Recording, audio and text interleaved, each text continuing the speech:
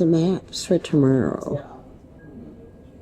Saint-Emilion region. So far I've knocked down a small hamburger, which was just delicious. It tasted more like a pulled pork. And this is spring roll. And they also have a salmon mousse. Historic Saint-Emilion and Chateau Vineyard visit. On this one, you're gonna meet your guide right outside the pontoon after the... Isn't that beautiful? It's no wonder I love to travel. Fantastic. And on the left, now we can see the vineyards of Saint-Émilion. So Saint-Émilion is a little bit bigger than Pomerol, but you do have 600 producers here in Saint-Émilion. That's a lot. We have just under 5,000 producers in olive Bordeaux. System in the vineyard, those are smudge pots, and they growing on the vines, and that can be disastrous here. Can you see a slight rise there? And this is the beginning of the very famous limestone plateau of Saint-Emilion. One of the churches that we have in Saint-Emilion, it will be slightly ahead and over to your right, so some of you might wait just a moment, you'll see it. Coach A. There are 3 coaches today in Saint-Emilion, A, B, and C, or 2 coaches in Saint-Emilion.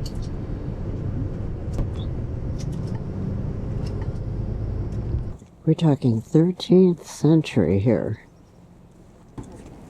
The Romanesque perimeter wall is one of the oldest and best preserved in France. It illustrates the wealth and influence of this town, the second most important in the Bordeaux area during its golden age in the 13th century.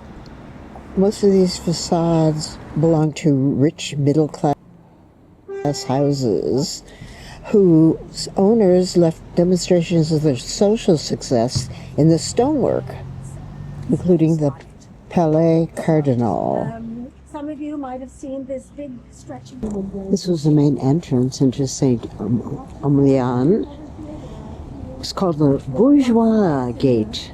King John signed the charter for this town, good old King John and Robin Hood, in 1199.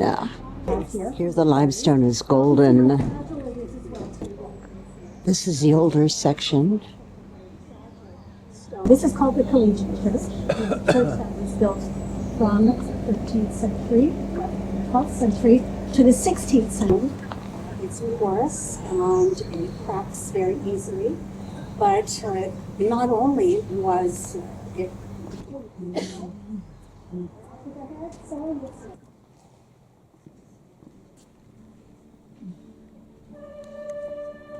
That is a saint, and she became a Christian.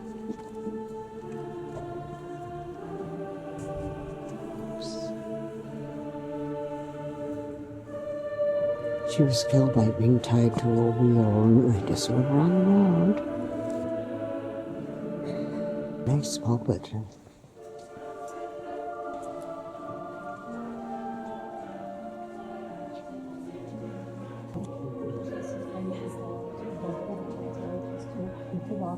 Cloister.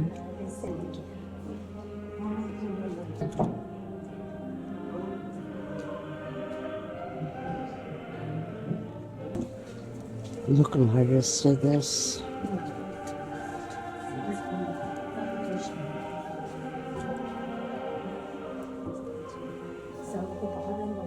The book of Genesis is across the top.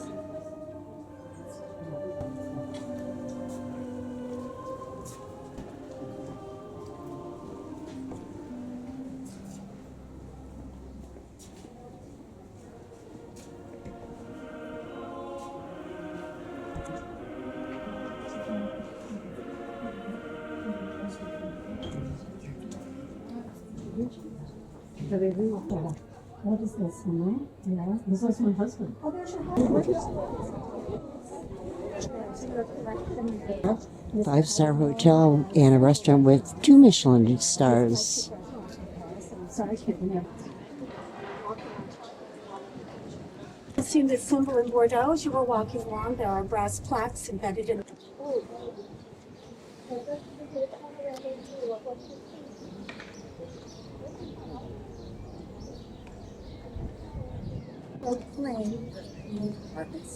Beautiful. Here in France, it's a beautiful and was common for many generations. The old bricks are unbelievable. The way they've deteriorated.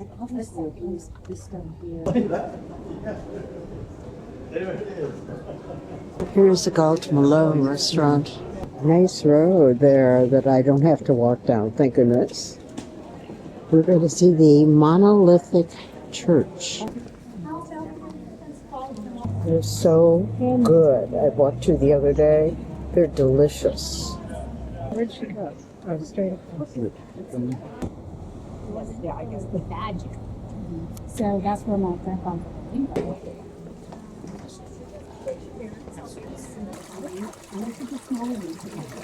This is an old lavoir where the women would come and do their washing. And it's from an underground spring. Directly ahead of me is a monolithic church. I will tell you more about it once I learn. This underground cult made a sanctuary, which was gradually enlarged as the centuries went by. Carved out in the 11th century and is a main part of the earlier video monastery. Looking down. This rock-carved church is the largest in Europe. A rotunda whose light shaft runs a spiral staircase hewn out of the rock opens up onto the plateau. A large number of pilgrims on the way to Santiago de Compostela would stop here. The Romanesque bell tower was increased in height at the end of the 15th century in flamboyant Gothic style. It wasn't designed to support a weight, so reinforced in 1626 by huge corner buttresses, and the walls of the lower part were doubled in thickness. Most of the statues here were disfigured because during the French Revolution, just lopped their heads off too. It was true. It was carved out of one block of stone, which is why it's monolithic. Those are the 3 windows that allow the only light inside. The sanctuary was completed in the 13th century with the Trinity Chapel built above a burial crypt, which, according to legend, was Emilion's hermitage.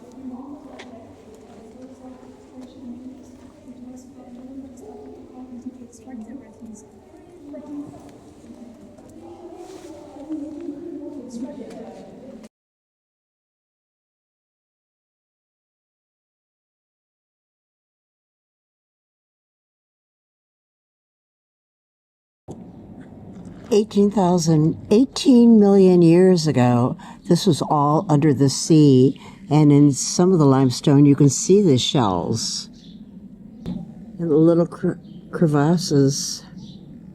I wish I could, and it would cost way too much to ship it home. I know that. Need something? Good. Yeah.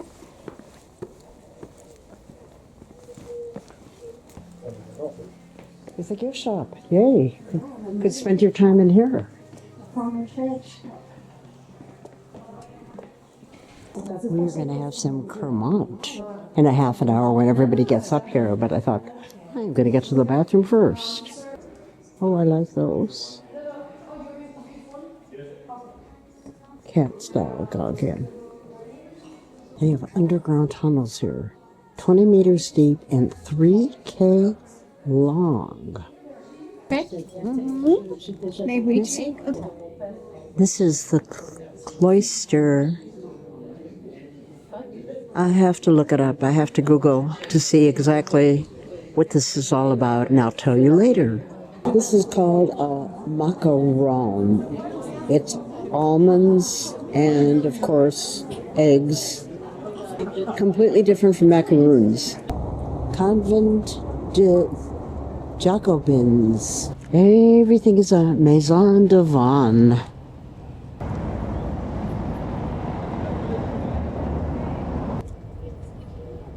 And this is where we began. There are the Viking buses way down there. I am so tired.